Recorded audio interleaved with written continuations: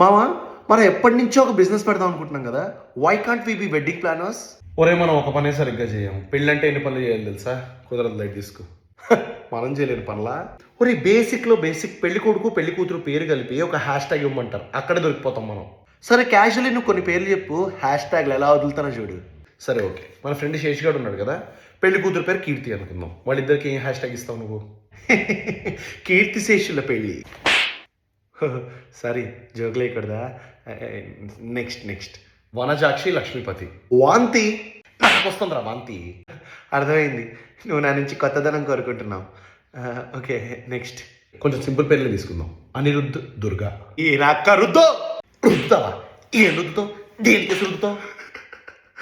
Okay okay, మంచి try చేస్తా ఈసారి, బాగా ట్రై చేస్తా. శైలజ ఓబ్లేష్.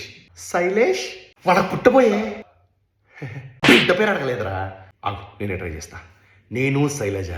మరందులో పెళ్లి కొడుకు పేరు లేదుగా. సినిమా పేరు కాబట్టి ఎవరి క్వశ్చన్ చేయడు. నెక్స్ట్ సమీరా రామకృష్ణ. సమరం. సమరం సమరం నువ్వు చెయ్యి.